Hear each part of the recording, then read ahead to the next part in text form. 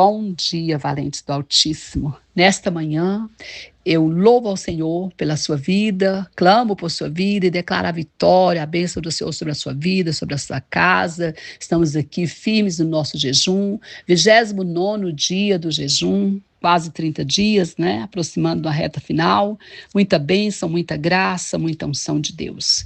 E hoje, né, a nossa reflexão bíblica está em Atos, capítulo 13, vamos ler do 1 ao 3, que diz assim: entre os profetas e mestres da igreja de Antioquia da Síria estavam Barnabé e Simeão, chamado Negro, Lúcio de Cirene, Manaém, que tinha sido criado com o rei Herodes Antipas, e Saulo. Certo dia, enquanto adoravam o Senhor e jejuavam, o Espírito Santo disse: separem Barnabé e Saulo para realizar o trabalho para o qual os chamei. Então, depois de mais jejuns e orações, impuseram as mãos sobre eles e os enviaram em sua missão. Aleluia! Glória a Deus! São apenas 3 versículos e aparentemente não tem muita coisa a dizer, né? Mas eu quero destacar 3 coisas aqui que o Senhor falou comigo através dessa passagem.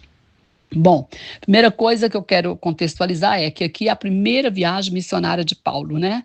Ele estava começando as suas viagens missionárias. E eu quero destacar 3 coisas. As 3 primeiras coisas, a primeira coisa das 3 coisas é que aqui ele fala de alguns homens, né? Ele fala de Barnabé, Simeão, Lúcio de Cirene, Manaém e Saulo. Se você for estudar na história, esses homens tinham descendências, tinham diferentes, eles eram de várias culturas, né? A gente vai perceber aqui que todos eles tinham, eles não eram da mesma nação, eles eram diferentes, eles eram de outros países, né? E Deus estava unindo eles para um propósito, né? Eles vinham de contexto étnicos e econômicos diferente, gregos, africanos, romanos, judeus. O Lúcio, ele era da Líbia, do norte da África. Simeão era de ascendência africana. Paulo era judeu e cidadão romano. Barnabé era judeu e grego. E Manaém havia sido criado com o rei Herodes.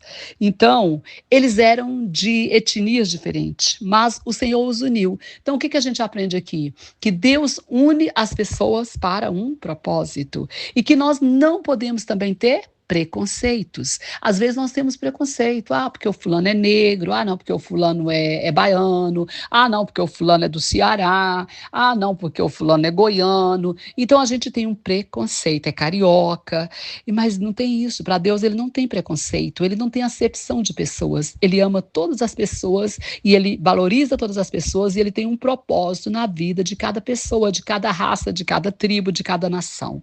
Então nós precisamos orar por todos os países, por todas as nações, e Deus vai unir as pessoas para um propósito. E aqui o Senhor uniu esses homens para um grande propósito, porque eles eram de etnias diferentes, tinham culturas diferentes, poder econômico diferente, mas eles tinham algo em comum, que era o quê? A paixão por Jesus Cristo, a fé profunda em Jesus e o propósito de alcançar vidas para o Senhor. Então, a primeira coisa que nós estamos a eliminar na nossa vida é isso aí, preconceito, né? E entender que Deus une as pessoas para um propósito, certo? A segunda coisa que eu quero destacar aqui nesse texto é quando ele diz assim: certo dia, enquanto adorava o Senhor e jejuavam, o Espírito Santo disse: separe Barnabé e Saulo para realizar o trabalho para o qual os chamei.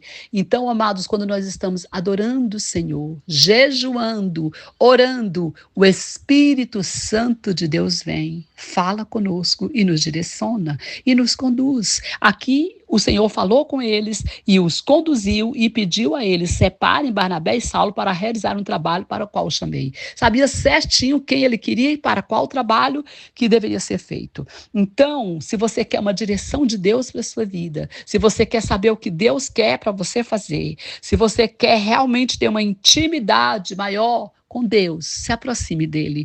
Busque o Senhor em oração e em jejuns e em adoração. O Espírito Santo de Deus fala com aqueles que são íntimos com ele. Não tem como falar com uma pessoa que você não é íntimo, que você nem conhece. Mas aqui eles tinham uma intimidade com o Senhor e o Senhor falava com eles. E o Senhor direcionava a vida deles.